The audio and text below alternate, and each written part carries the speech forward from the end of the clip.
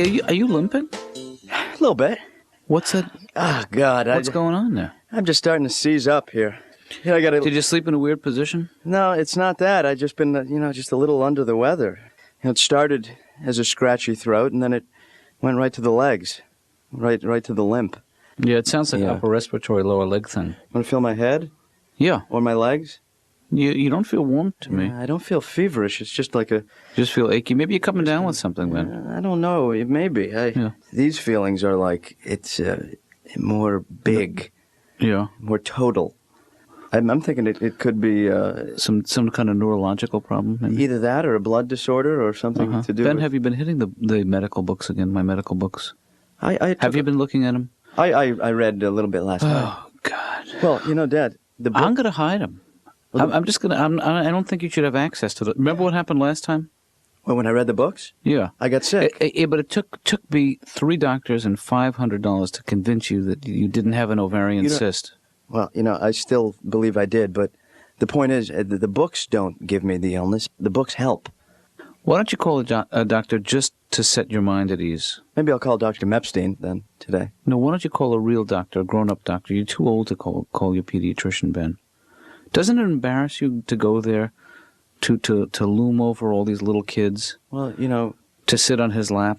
I'm still young, and, there's no real age limit to seeing your pediatrician. No, I think there is, actually. Well, I know it's fun to go there and that you get special attention because you're his oldest patient, and he's very fond of you. But it's just the problems of a young man, the medical problems of a young man are different than those of a little boy. Yeah. Are hot flashes bad?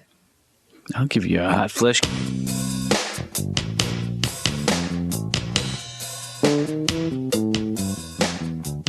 Hi, Laura.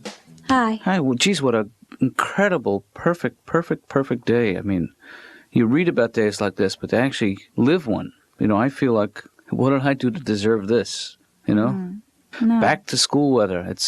I feel like a schoolboy, with my knickers and...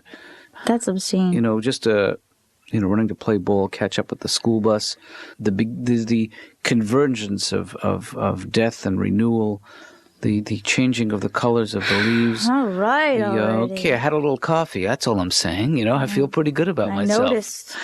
Whoa, how are you doing? Fine. Yeah, but it is. You have to admit, it's a beautiful, beautiful day out there. Okay, no more coffee for you. Okay, right? You're I'm cut done. off. Jeez, will you look? I can't believe this tree. That it's real. It looks like a postcard. I actually see some writing. Oh, look at that. It's just unbelievable. Oh, that's sweet. Yeah. Look at that. What's that? A little bee. We're outside struggling to get in. It's inside struggling to get out. Okay, let's move slowly, and I'll tell you why. Because a sudden movement could be misinterpreted by your new friend. Okay, so I'm going to stay in my office for a while, and when the bee's gone, then tell you what, I'll come in and we can talk about it. You're afraid of bees? Well, it's not so much that I'm afraid of them. I act irrationally around them.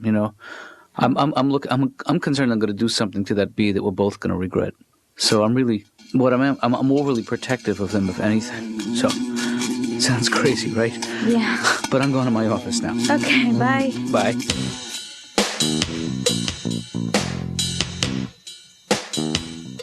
I don't know. It's really it gets to me after a while being a comedian, Doc, because people always try and give me material. Mm-hmm. Like these guys give me material. I mean, the reason these guys are working at the plant is because they're not. I'm not putting them down or nothing. My friend Turtle comes up to me. True story, Doc. Yeah. He says, "I got something maybe you can use." I'm thinking, "Oh, okay, what?" He says, "You know how when you take vitamin B, your urine's real like yellow and orange?" I said, "Yeah." He goes, "Could you use that?" And I said, "Well, geez, Turtle, that's a whole album side right there. Why don't you be a comedian? It's so hilarious." You know what I'm saying? They don't realize what's involved. Doc, can I tell you something about me as a comedian? I don't go for the big laugh. Oh, that's the easy way out. I don't go for the big laugh, the big ha-ha. I go for the nervous titter. I want people to look at me and think, hey, I can do that. You know what I'm saying? Is there a lot of money in that? Well, it's, I'm comfortable. Yeah. Can I tell you why I'm in therapy? Please. For my family. Because they can't afford it. I don't need therapy. I got a lot out the last time I went to a psychiatrist. No, well, she I know is a very fine therapist. Well, yeah. Why did you stop seeing her? She hit me. See, You don't mean literally she hit you? she really waffled me. I mean, she just gave it to me, and I, had to get out of there. That's not right. You shouldn't have to go through that.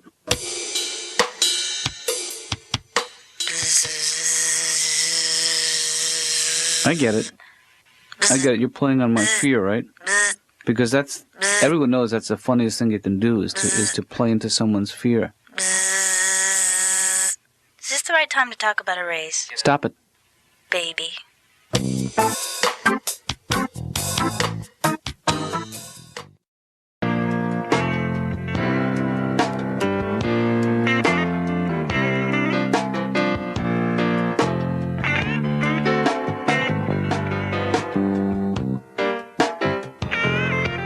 Okay, what's up, Ben? I can't really talk right now, so make it snappy. I just wanted to fill you in on what's happened over the course of the morning. Phil, because I really got to go. It's not a good time to talk. Yeah, I'm still feeling a little tight in the neck and down toward the back and moving into the groin, which doesn't feel so bad. Okay, Ben, that's all the time I have right now. No, actually, I made myself though a fruit shake, and that kind of pumped me up for a bit, but then that kind of passed, and then I gave myself Okay, Ben, as much as I enjoy this, and there's nothing I like better than talking about your illness. Yeah. Well, I gotta go. Okay? What? So you've been great. Whoa. I did read an article, though, in a medical journal that... well, just 1 second, Laura. Yeah. A whole group of people in New Mexico died. Okay. Talk to you later, Ben. Wait, whoa. I'm soaking my feet. The next sound you hear is going to be the sound of the dial tone. I don't like that sound. I don't like to hang up on you, but if I will, I have to. All right, I'm hanging up on you. I will then. All right, I have to. I'll hang up. Bye. I hung up. Love you. Love you.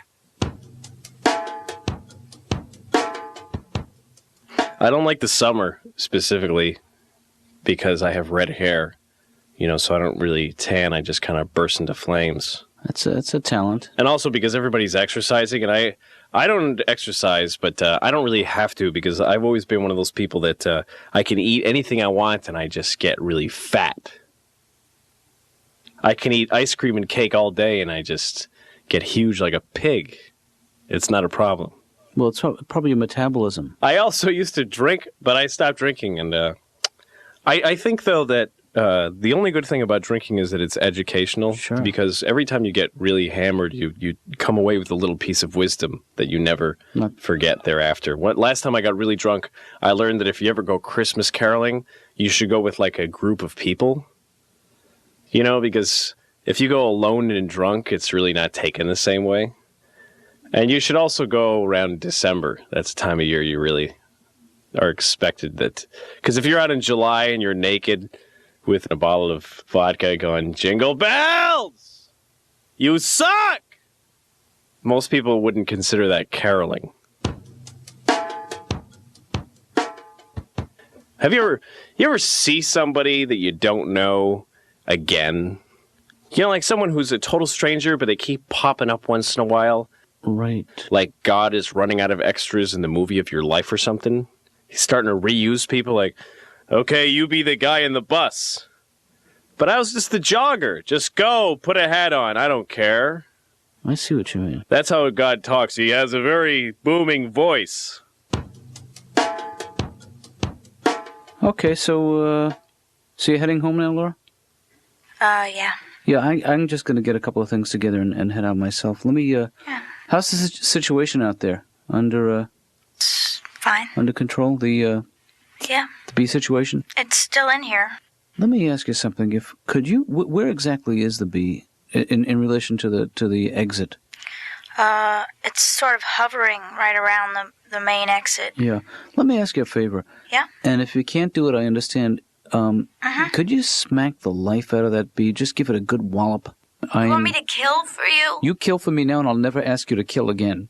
No. Okay, then let's do it. I actually admire your appreciation for life, and for all living things.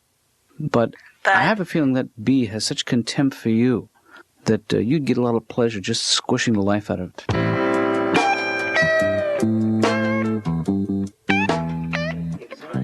I actually saw a therapist for this because it was getting to the point where I would stay inside for 3 months a year. Huh. I actually wouldn't go outdoors when there were insects out there. So you got help? Well, I'm talking to this woman and describing my problem to her, and I noticed that she has this tiny little waist. And I'm thinking to myself, how do I know she's not one of them? Ooh, this is a big deal for you. Yeah. But I did see a behavioral therapist. Uh-huh. And what do you say? And they put you through what's called systematic desensitization. That's 5 steps. The last step, if you can go the route, they put you alone in a room with several hundred bees. Holy jeez. That's the final step. Oof. Just confronting your worst nightmare. Uh-huh. I only got past the first step. Which was? They put you alone in a room with a dead horse. So you're like building up from there. That's right. This is. I never knew this about you. This is a big deal. This is severe. Yeah, I couldn't play professional baseball. Because of the bees? Well, that was one of the issues.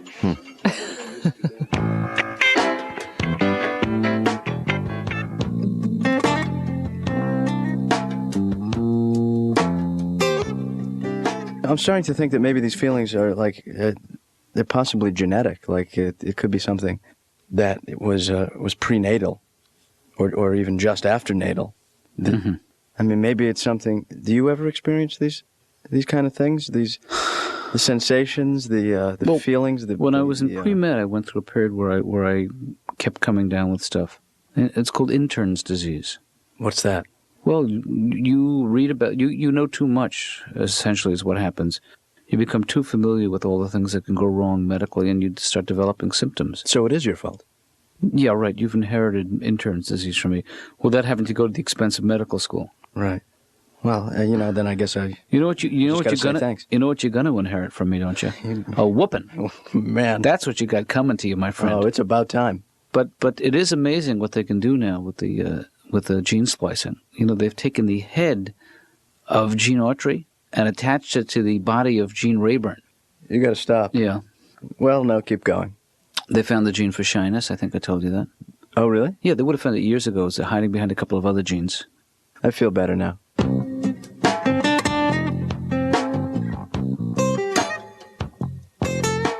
Do you feel like your thoughts are controlled by a computer? Yes, a large computer. Windows or Mac? They make me do things I don't want to do. Like what? The frug, twist, the hully-gully dances that I would have let go a long time ago. But I can't help it, Doc. Look at this. Look at the way I move. Check this out. Check this body out. Look at my extension. Look at the way I can stretch my little legs. Look, did you ever know I could put my leg behind my head like this? Yes, I know that. You showed me last week.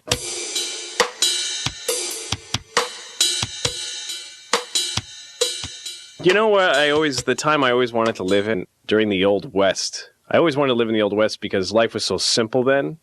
Like you could go into a saloon and just go, give me a glass of beer and a bottle of whiskey and a room for a week and a steak dinner and a shave and a haircut and a bath and some new clothes and a hat and some boots and some oats from a horse. And here, keep the change. Bing!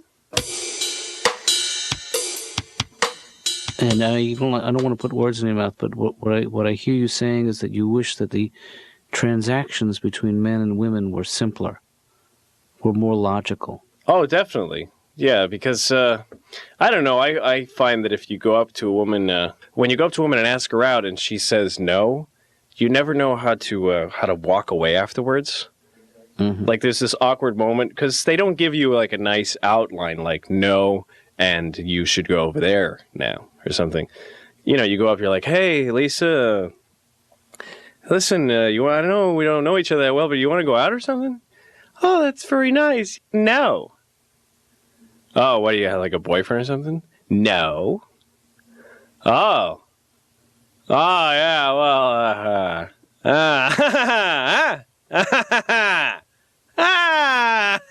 well,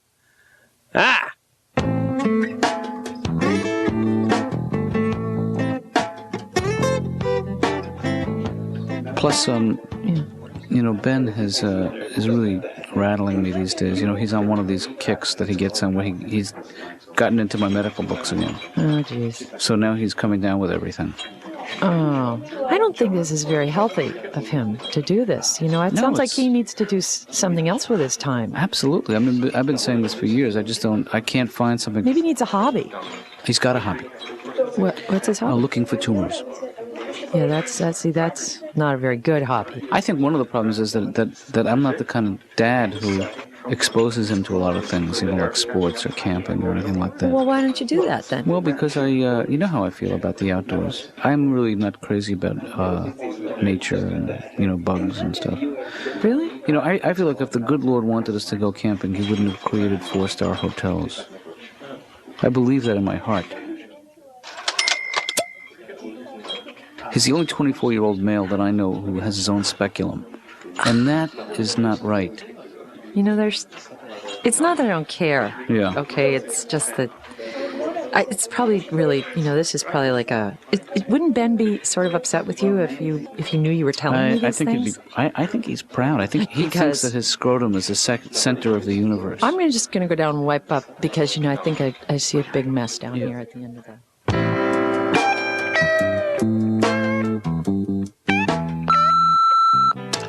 Look, I'm not much for words, poetry, or anything, but maybe this interpretive dance and this little ditty will help you know how I really feel about you. Dr. KATZ, I think I'm falling hard for Dr. KATZ. And even though I know that it ain't right, every night it's me and him in my dreams. In my dreams.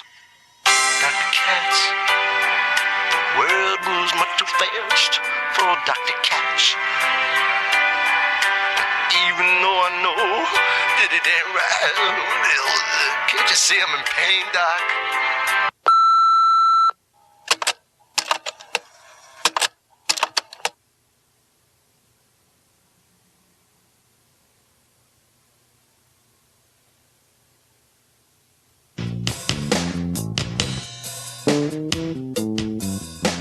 So what did the doctor say? Well, he said that everything checked out okay. Mm-hmm. The blood work looked good. Mm-hmm. Everything was solid. He said I need to lose a little weight and be a little more active. Right. And I said no. Well, you got to be firm. You don't want this guy running your life. I got to draw the line. Sure. Yeah. But he did say a couple of good things. But I was wondering if there's a history of SIDS in our family. Is that possible? No, it's not possible. Do you even know what SIDS stands for? I don't know. It stands for Sudden Infant Death Syndrome, Ben. Uh-huh. They used to call it crib death. Yeah, that sounds horrible. Yeah. Well, so what do you think, like a guy like me, what are the chances? Ben, Sudden Infant Death Syndrome. What if it's not so sudden? Gradual infant death syndrome. Yeah. You have grids.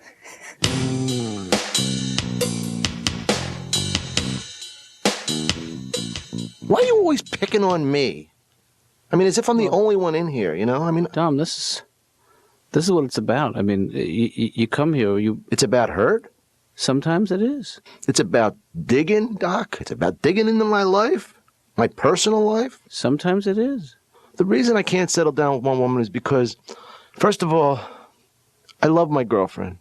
I love her very dearly, and I have one wish in life, that her and my wife could get along. You see what I'm saying?